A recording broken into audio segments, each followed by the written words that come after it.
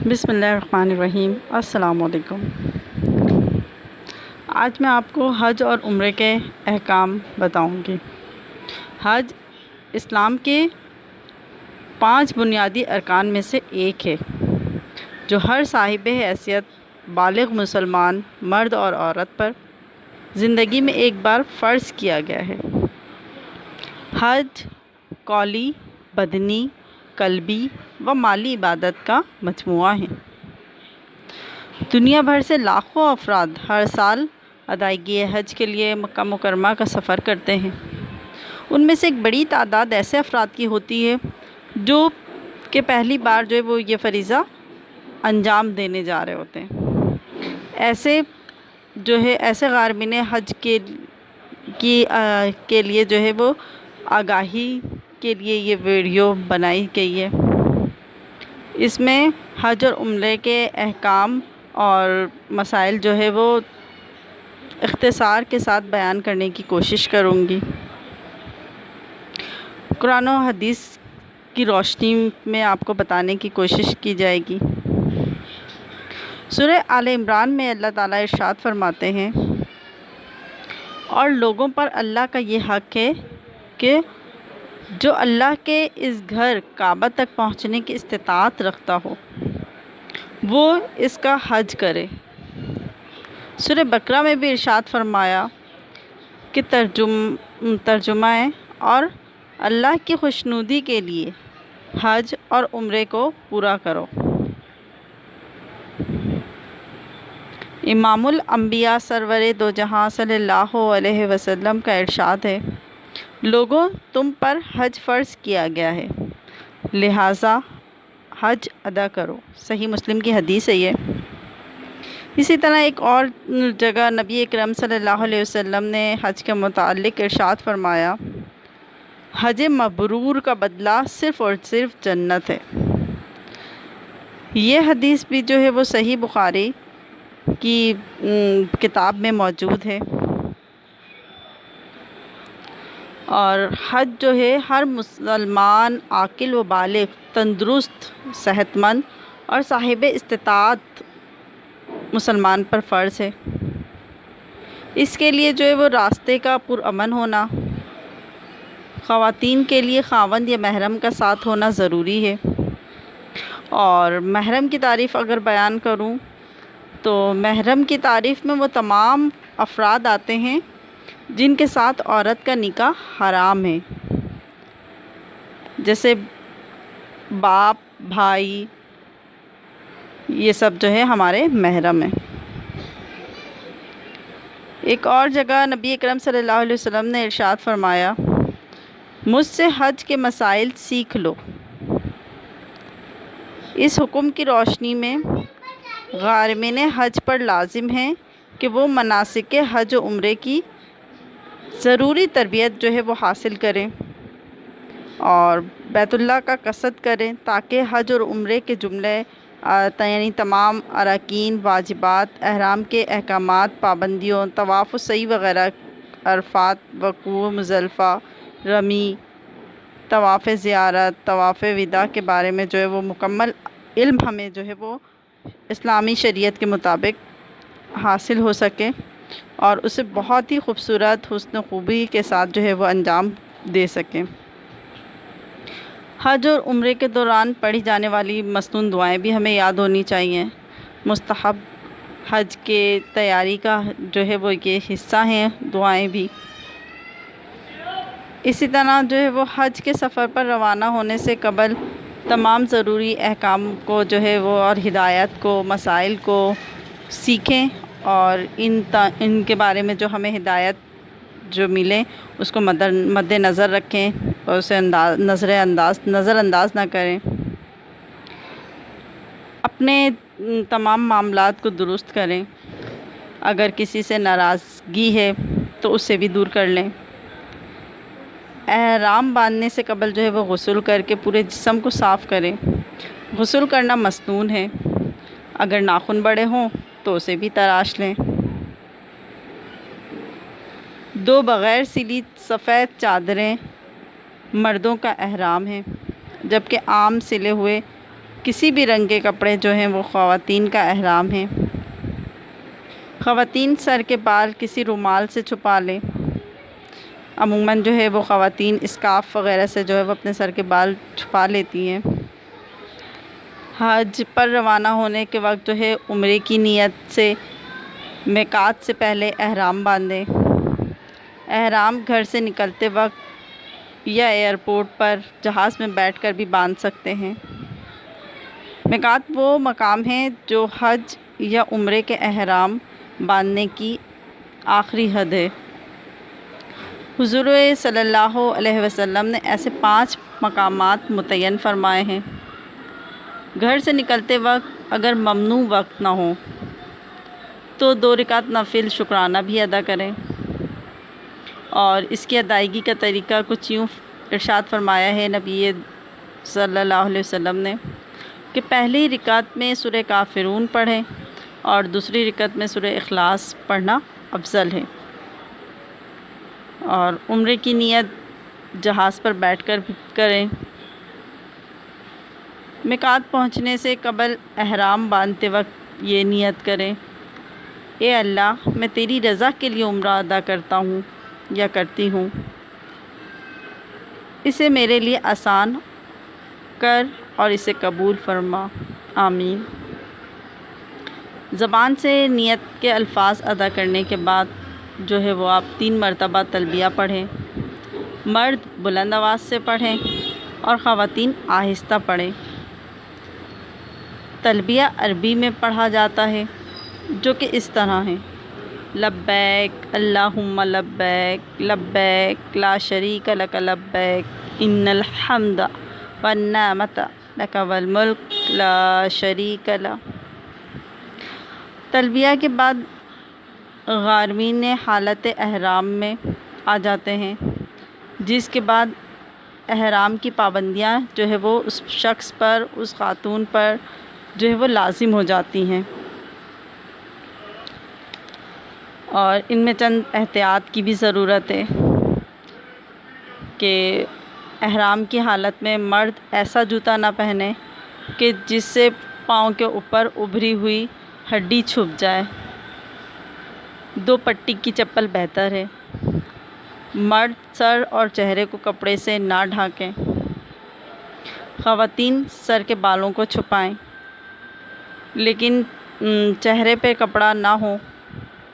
خیال رکھیں کہ احرام کی حالت میں بال ٹوٹنے نہ پائیں، نہ ناخن کاٹیں آپ، نہ خوشبو اور عطر لگائیں، اور غیر ضروری فضول اور دنیاوی باتوں سے جو ہے وہ ہر ممکن گریز کریں۔ اسی طرح میں آپ کو پہلے جو ہے وہ عمرے کے بارے میں بتاؤں گی، عمرے کے فرائض، واجبات وغیرہ، اور پھر ہم اس کے بعد حج کی تفصیل کو مکمل طور پہ بتائی جائے گی۔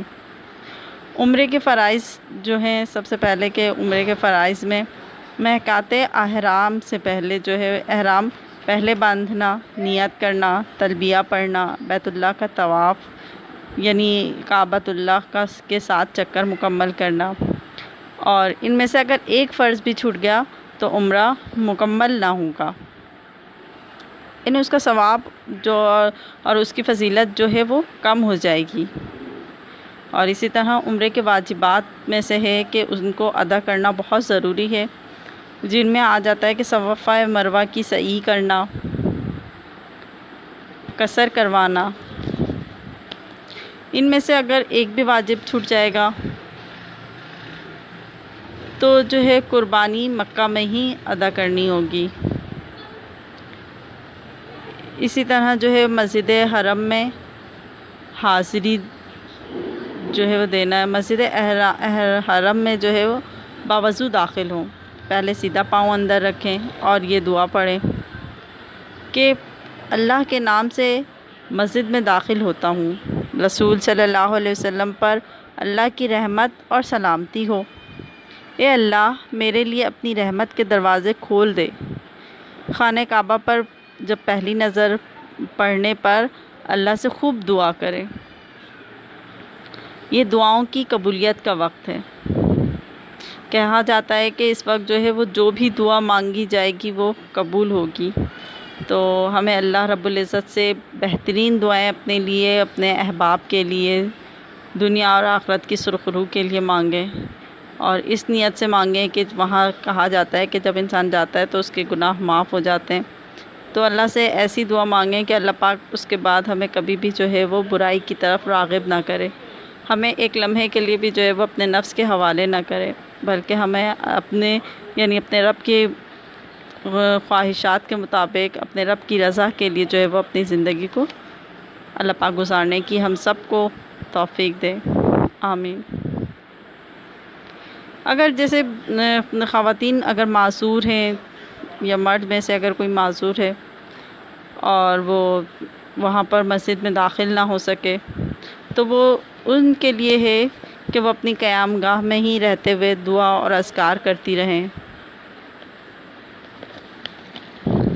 اسی طرح جو ہے وہ طواف کا جب آغاز کریں تو طواف شروع کرنے سے پہلے حجر اسود کی سیدھ میں کعبہ شریف کی طرف منہ کر کے کھڑے ہو جائیں اور نیت کریں، اے اللہ میں تیری رضا کے لیے عمرے کے طواف کے ساتھ چکروں کی نیت کرتا ہوں، اسے میرے لیے آسان فرما اور اسے قبول فرما، آمین۔ اسی طرح جو ہے وہ طواف شروع کرنے سے پہلے جو ہے اپنے دائیں کندھے کو کھول لیں، چادریں دائیں بغل سے نکال کر بائیں منڈے پر ڈال لیں، یہ جو ہے وہ مرد حضرات کے لیے، اسے اضطباء کہتے ہیں۔ طواف مکمل ہونے کے بعد دایاں کاندھا دوبارہ ڈھک لیں، استقبال حجر اسود کریں، اور نیت اور اضطباء کے بعد جو ہے وہ حجر اسود کے سامنے تکبیر کہتے ہوئے جو ہے وہ دونوں ہاتھ کاندھوں تک اٹھائیں، جس طرح نماز میں تکبیر تحریمہ میں اٹھاتے ہیں۔ تکبیر جو ہے وہ یہ ہے: بسم اللہ، اللہ اکبر، اللہ اکبر، لا الہ الا اللہ، واللہ اکبر، اللہ اکبر، وللہ الحمد۔ تکبیر کہنے کے بعد ہاتھ چھوڑ دیں۔ یہ جو ہے یہ طریقہ حجر اسود کا استقبال ہو گیا۔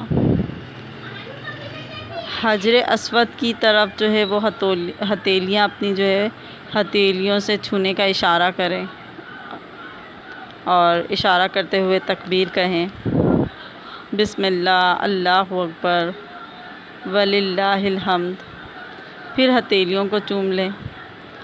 یہ جو ہے وہ حجر اسود کا استلام ہو گیا۔ ہر چکر کی ابتدا استلام سے کریں گے، اور عمرے کی طواف میں مرد شروع کے 3 چکروں میں رمل یعنی جو ہے وہ اکڑ کر چلیں گے، یعنی بالکل اسٹریٹ سیدھے چلیں گے۔ خواتین رمل جو ہے وہ نہیں کریں گی، ان کے لیے لازمی نہیں ہے۔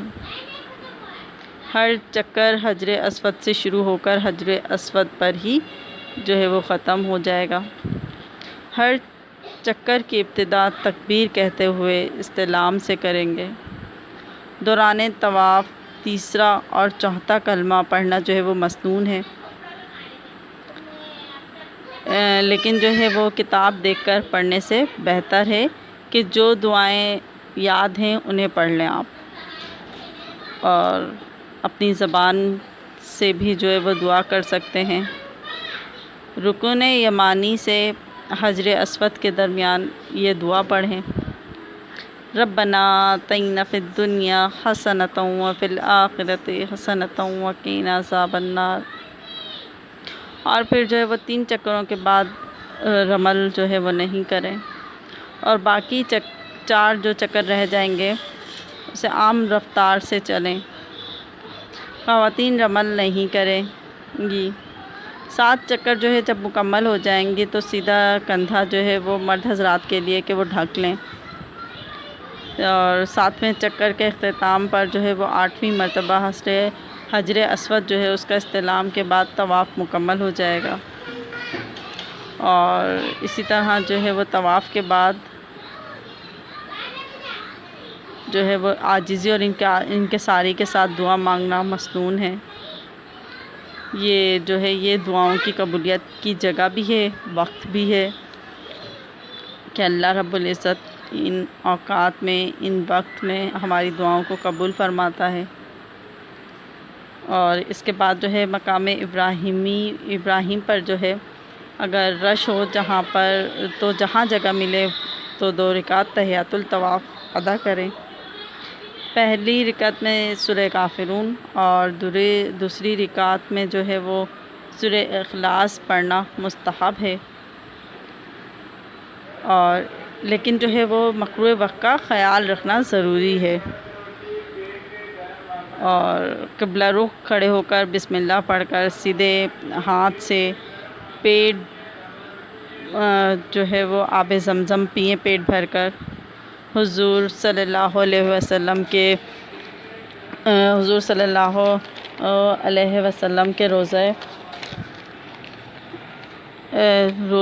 زمین پر جو ہے وہ جب سب سے اچھا پانی آب زمزم ہے، یعنی اس روئے زمین پر سب سے اچھا پانی جو ہے وہ آب زمزم ہے، اور کہتے ہیں کہ اس سے بہت ساری بیماریوں سے بھی شفا ملتی ہے۔ یہ دعا بھی ہے یہ پانی، اور غذا بھی ہے، شفا بھی ہے۔ مومن جو ہے وہ مسلمانوں کو چاہیے کہ وہ پیٹ بھر کر اس وقت پیے، جبکہ مشرک جو ہے وہ گھونٹ گھونٹ پیتا ہے، اور اس وقت بھی جو ہے وہ دعائیں قبول ہوتی ہیں۔ سعی کے لیے روانہ ہوتے وقت ایک بار پھر دور سے حجر اسود کا استلام کریں۔ یہ 9واں استلام ہوگا، اور اس کے بعد جو ہے وہ صفا کی جانب چلیں گے اور یہ آیت پڑھیں گے، ان الصفا والمروۃ من شعائر اللہ۔ صفا پر قبلہ رخ کھڑے ہو کر دعا کے لیے ہاتھ اٹھائیں گے اور 3 مرتبہ اللہ اکبر کہہ کر سعی کی نیت کریں۔ اے اللہ، میں تیری رضا کے لیے صفا اور مروہ کے 7 چکر لگانے کا ارادہ کرتا ہوں یا کرتی ہوں۔ مرد حضرات جو ہے وہ کرتا ہوں کہیں گے، اور خواتین جو ہے وہ کرتی ہوں کہیں گے کہ اے رب العزت اسے میرے لیے آسان کر دے اور میری دعاؤں کو قبول فرما، قبول کر لے رب العزت اپنی بارگاہ میں۔ نیت کے بعد جو ہے وہ عاجزی کے ساتھ دعا کریں اور مروہ کی جانب جو ہے بڑھیں گے۔ صفا مروہ کے درمیان دونوں کناروں پر جو ہے وہ چھت پر ٹیوبس وغیرہ جو ہے وہ لگی ہوئی ہیں، جنہیں اس سبز حصے میں مرد تیز تیز یعنی دوڑ کر چلیں گے، جبکہ خواتین جو ہے وہ ہم رفتار سے چلیں گی۔ دوران سعی تکبیر و تحلیل کہتے رہیں۔ مروہ پہنچ کر جو ہے وہ قبلہ رو ہو کر دعائیں کریں گے۔ اس طرح مروہ پر ایک چکر پورا ہو گیا۔ اب واپس صفا کی جانب چلیں۔ صفا پہنچنے پر 2 چکر پورے ہو جائیں گے۔ اسی طرح جو ہے وہ 7 چکر مروہ پر ختم ہو جائے گا۔ سعی مکمل ہونے کے بعد قبلہ رخ ہو کر دعائیں کریں۔ طواف اور سعی کے دوران کتاب کھول کر پڑھنا مناسب عمل جو ہے وہ نہیں ہے۔ بہتر ہے کہ جو بھی دعائیں آپ کو یاد ہیں وہ آپ دل ہی دل میں پڑھتے رہیں، تسبیحات پڑھتے رہیں، اور اس وقت دعائیں مانگتے رہیں۔ جو دعائیں آپ کو یاد آئیں انہیں دہراتی رہیں، اپنی زبان سے انہیں پڑھتی رہیں سچے دل سے۔ اور اس کے بعد جو ہے وہ اگلا مرحلہ قصر کا ہے۔ سر منڈوانا یعنی افضل ہے۔ رسول صلی اللہ علیہ وسلم نے سر منڈوانے والوں کے لیے کئی مرتبہ دعا فرمائی ہے۔ خواتین سر کے کم از کم چوتھائی حصے کے بالوں میں سے 1 پور کے برابر بال کٹوائیں۔ اس کا آسان طریقہ یہ ہے کہ بال کھول کر لٹکا لیں اور تمام بالوں میں سے 1 پور کے برابر بال خود اپنے یا اپنے محرم سے کٹوا لیں۔ اور اس طرح جو ہے وہ ہمارا جو ہے وہ عمرہ مکمل ہو جائے گا۔ اس کے بعد جو ہے وہ اب میں آپ کو حج کے متعلق جو ہے وہ چند باتیں بتاؤں گی۔ حج جس طرح سے بتایا میں نے کہ حج جو ہے وہ اسلام کے 5 بنیادی ارکان میں سے ایک ہے، جو ہر صاحب حیثیت مسلمان پر جو ہے وہ فرض ہے کہ جو استطاعت رکھتا ہو وہ اللہ کے گھر کا طواف کرے۔ جو ہے معلم کی ہدایت کے مطابق 7 ذی الحجہ کی جو وہ رات ہے یا 8 ذی الحجہ کی صبح حج کا احرام باندھیں۔ اس سے پہلے جسم کی صفائی کریں، ناخن تراشیں، غسل کرنا جو ہے وہ افضل ہے۔ احرام باندھ کر 2 رکعت تحیات الاحرام ادا کریں گے۔ اگر ممکن ہو تو مسجد احرام میں نفل ادا کریں۔ جو ہے وہ ممنوع وقت کا خیال رکھیں گے۔ پہلی رکعت میں سورہ کافرون پڑھیں گے اور اسی طرح دوسری رکعت میں سورہ اخلاص پڑھنا جو ہے وہ مسنون عمل ہے۔ اور ویسے تو کوئی پابندی نہیں ہے، لیکن یہ ہے کہ یہ بہتر ہے کہ اگر آپ ان 2 رکعتوں کو پڑھیں۔ حج کی نیت کریں گے۔ اے اللہ، میں تیری رضا کے لیے حج کا ارادہ کرتا ہوں یا کرتی ہوں۔ اے رب العزت، اسے میرے لیے آسان کر دے اور میری دعاؤں کو قبول فرما، میری توبہ قبول فرما۔ جو بھی دعائیں آپ کے دل میں ہوں وہ آپ مانگیں۔ نیت کے بعد 3 مرتبہ تلبیہ پڑھیں۔ مرد جو ہے وہ اونچی آواز میں پڑھیں گے اور خواتین جو ہے وہ آہستہ آواز میں پڑھیں گی۔ تلبیہ جو ہے وہ عربی زبان میں پڑھنا لازم ہے۔ تلبیہ جو ہے وہ یہ ہے کہ لبیک اللہم لبیک لبیک لا شریک لک لبیک ان الحمد والنعمت لک والملک لا شریک لک۔ اس کو جو ہے وہ آپ 3 دفعہ جو ہے وہ پڑھیں گے۔ اس کے بعد جو ہے وہ درود شریف پڑھیں اور پھر یہ دعا مانگیں: اے اللہ، میں تجھ سے تیری رضا اور جنت کا سوال کرتا ہوں اور تیرے غضب سے اور آگ سے پناہ چاہتا ہوں یا چاہتی ہوں۔ اس دعا کے بعد جو ہے وہ احرام کی پابندیاں شروع ہو جائیں گی اور 8 ذی الحجہ جو ہے وہ حج کا پہلا دن ہوگا۔ حاجی منا کے خیموں میں قیام کریں گے۔ ظہر، عصر، مغرب، عشاء اور اگلے دن فجر کی نماز منا ہی میں ادا کریں گے۔ اور منا میں قیام کے دوران کثرت سے تلبیہ، تلاوت کلام پاک، ذکر و اذکار، تکبیر و تحلیل کرتے رہیں گے۔ فضول باتوں سے بچیں گے، دنیاوی باتوں سے گریز کریں گے۔ اور پھر اس کے بعد جو ہے وہ 9 ذی الحجہ یعنی حج کا دوسرا دن ہوگا۔ تو نماز فجر کے بعد تمام حاجی جو ہیں وہ جو بھی حج کے لیے جائیں گے وہ میدان عرفات کی طرف روانہ ہوں گے۔ منا سے عرفات کا فاصلہ جو ہے تقریباً جو ہے وہ 12 کلومیٹر ہے۔ عرفات میں مسجد نمرہ ہے۔ یہاں امام صاحب زوال کے وقت کے بعد جو ہے وہ خطبہ دیں گے۔ پھر ظہر عصر کی نماز قصر ایک اذان اور 2 اقامت کے ساتھ پڑھائیں گے۔ اور جو بھی حاجی جو ہے وہ مسجد نمرہ میں جا کر نماز پڑھیں گے وہ اسی طرح پڑھیں گے، اور لیکن خیموں میں پڑھنے والے اپنے فقہ یعنی اپنے نماز ادا کریں گے۔ اور حج کے رکن اعظم میں وقوف عرفات ہے، یعنی نبی اکرم صلی اللہ علیہ وسلم نے اس دن کو سب سے بہترین اور افضل قرار دیا۔ یہ گناہوں کی بخشش اور جہنم کی سے جو ہے وہ آزادی کا دن ہے، جہنم سے پناہ مانگنے کا دن ہے اور اپنے گناہوں کی یعنی توبہ کرنے کا دن ہے۔ وقوف عرفات کا وقت جو ہے وہ زوال کے بعد سے شروع ہو جاتا ہے، لہٰذا ظہر کی نماز کی ادائیگی کے بعد جو ہے وہ کھلے آسمان تلے قبلہ روح ہو کر پہلے اللہ تعالیٰ کی خوب حمد و ثنا کریں، اس کی خوب تعریف بیان کریں کہ میرا رب بہت کریم ہے، بہت رحیم ہے۔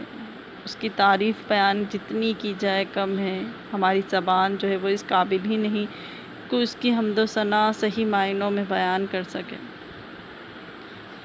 اور اس کے بعد جو ہے وہ درود شریف پڑھیں، تلبیہ پڑھیں، توبہ استغفار کریں، کثرت سے اپنے رب سے گناہوں کی معافی مانگیں، اللہ کے حضور گر گڑا کر دعا کریں کہ یہ عمل جو ہے وہ آپ مستقل جاری رکھیں، کہ اللہ رب العزت ان لمحات میں ہماری دعاؤں کو قبول کرتا ہے، ہماری خطاؤں کو معاف کرتا ہے۔ عصر اور مغرب کے درمیان کا وقت میدان عرفات کا نہایت قیمتی وقت ہے۔ یہاں اللہ کی رحمتیں موسلادھار بارش کی طرح، بارش کی مانند برستی ہیں۔ آنکھوں سے بہتے اشکوں اور آپ دیدہ ہوتے ہوئے وجود کے ساتھ جو ہے وہ لرزتے وجود کے ساتھ گڑ گڑاتے بلبلاتے بارگاہ خداوندی میں التجائیں کریں، رب کو راضی کریں، ہر حال میں اپنے رب کو راضی کرنے کی کوشش کریں کہ بے شک اگر ہم اپنے گناہوں سے توبہ کریں گے تو اللہ پاک ہماری توبہ قبول کریں گے۔ بے شک اس لمحات میں جو دعا دنیا اور آخرت کے لیے مانگی جائے گی انشاءاللہ ضرور قبول ہوگی۔ دینی اور دنیاوی جو دعا مانگ سکتے ہیں آپ کریں، اللہ سے دعا کریں کہ اللہ پاک ہمیں ہماری دنیا اور آخرت دونوں کو سنوار دے، اللہ پاک ہمیں دنیا اور آخرت دونوں میں سرخرو کرے، کامیابی نصیب فرمائے، آمین۔ اللہ سے جو مانگ سکتے ہیں مانگ لیں کہ اس روز کوئی اس بارگاہ سے خالی ہاتھ نہ لوٹے گا۔ تھکن کی صورت میں کچھ دیر بیٹھ کر پھر کھڑے ہو جائیں، یہ سلسلہ غروب آفتاب تک جو ہے وہ جاری رکھیں۔ میدان عرفات ہے جو حشر کا میدان ہوگا کہ جہاں سورج سوا نیزے پر ہوگا۔ نیک انسان کا اعمال نامہ جو ہے وہ سیدھے ہاتھ میں اور برے انسان کا جو ہے وہ الٹے ہاتھ میں دیا جائے گا۔ اللہ پاک ہمیں بھی ان نیک انسانوں میں شامل فرمائے، اور اللہ رب العزت سے دعا ہے کہ ہمارے بھی نامہ اعمال اللہ پاک ہمیں سیدھے ہاتھ میں تھمائے، آمین، اللہم آمین۔ جو ہے غروب آفتاب کے بعد جو ہے مغرب کی نماز پڑھے بغیر میدان عرفات سے مزدلفہ کی طرف جو ہے وہ روانہ ہوں گے۔ مغرب کی نماز مزدلفہ میں ادا کرنے کا حکم ہے۔ تو عرفات سے مزدلفہ کا فاصلہ 7 کلومیٹر ہے، لیکن لاکھوں حاجیوں ایک ہی جانب سفر کی وجہ سے یہ راستہ کئی گھنٹوں میں طے ہو پاتا ہے۔ عرفات اور منی کے درمیان ایک وادی کا نام جو ہے وہ مزدلفہ ہے۔ اللہ کے حکم کے مطابق جو ہے وہ یہاں قیام کرنا لازم ہے۔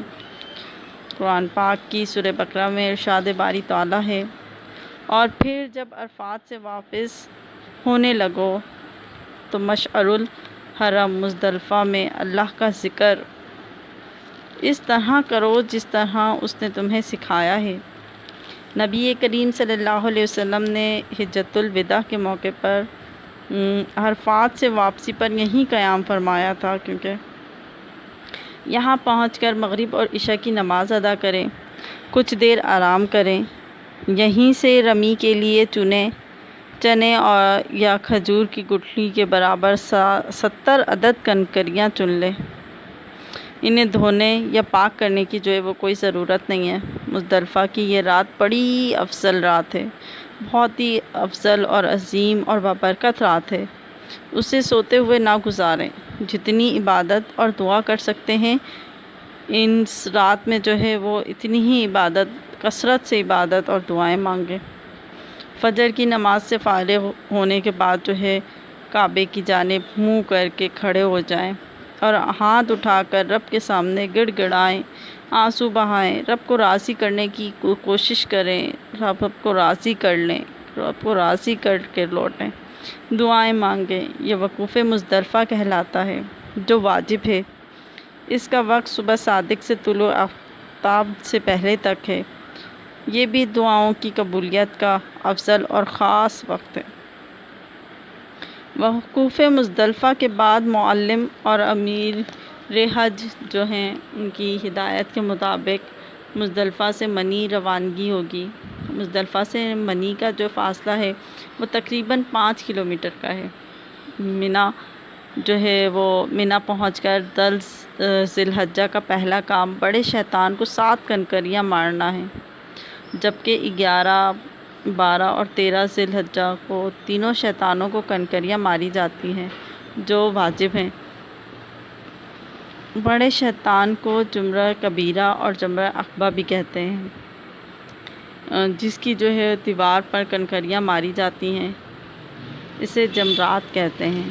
اور رمی کے معنی مارنے کے ہیں۔ کنکریاں مارنے کا مسنون وقت طلوع آفتاب سے مغرب تک ہے، تاہم اب سعودی علماء کے مطابق جو ہے وہ مغرب کے بعد بھی جو ہے وہ کنکریاں ماری جا سکتی ہیں۔ 7 کنکریاں الگ کر لیں، احتیاطاً چند کنکریاں زیادہ ہی رکھ لیں، اور کیونکہ پاسٹ کنکریاں جو ہیں وہ دیوار سے نہیں ٹکراتی ہیں اور ضائع ہو جاتی ہیں، تو اس وجہ سے اگر آپ کے پاس زیادہ کنکریاں ہوں گی تو اس کی جگہ آپ دوسری کنکریاں مار سکتے ہیں بآسانی۔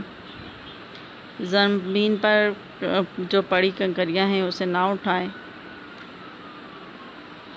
کنکریاں کو جو ہے وہ دائیں ہاتھ کے انگوٹھے اور شہادت کی انگلی سے پکڑیں، بسم اللہ، اللہ اکبر، وللہ الحمد کہہ کر جو ہے وہ ایک بار کر کے ماریں، ہر بار تکبیر پڑھیں۔ اگر سب کنکریاں ایک ساتھ مار دیں تو ایک ہی کنکری کہلائے گی، اس لیے جو ہے یعنی ٹھہر ٹھہر کر ہر کنکریوں کو الگ الگ کر کے ماریں، اور 7 کنکریاں جو ہے وہ اس طرح سے ماری جائیں گی۔ اور نبی اکرم صلی اللہ علیہ وسلم 12 ذی الحجہ کو جو ہے وہ منی میں قیام فرمایا کرتے تھے، اور 13 ذی الحجہ کو ان کا جو ہے وہ شیطان کو کنکریاں مار کر روانگی فرمائی تھی۔ اور حج تمتع میں جو ہے وہ قربانی واجب ہے، اور قصر کے بعد جو ہے پابندیاں ختم ہو جاتی ہیں۔ طواف جو زیارت ہے حج کا فرض رکن ہے، جس کے بغیر حج مکمل نہیں ہوتا۔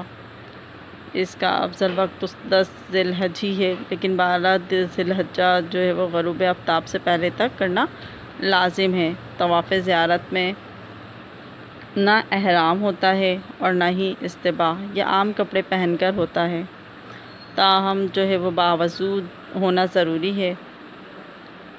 پہلے 3 چکروں میں رمل کریں گے، اس کے بعد صفا مروہ کی سعی کرتے ہوئے زیارت سے فارغ ہو کر منی میں قیام کریں گے، اور 11، 12، 13 ذی الحجہ کو ایام تشریق کہتے ہیں۔ ان جو ہے وہ ان دنوں کی راتیں منی میں گزارنا واجب ہیں۔ عموماً حاجی جو ہے وہ 12 ذی الحجہ کو عرفات سے پہلے رمی کے بعد جو ہے وہ منی سے روانہ ہو جاتے ہیں۔ نبی کریم صلی اللہ علیہ وسلم نے 13 ذی الحجہ کی رات بھی جو ہے وہ منی میں ہی قیام فرمائی تھی۔ اور طواف مکہ سے روانگی کے وقت آخری طواف وداع کہلاتا ہے، اور یہ بھی جو ہے مرد اور عورتوں کے لیے حالت احرام میں بال کاٹنا، ناخن تراشنا، دستانے خوشبو لگانے کا جو ہے وہ اس سے منع کیا گیا ہے۔ اللہ پاک اس طرح جو ہے وہ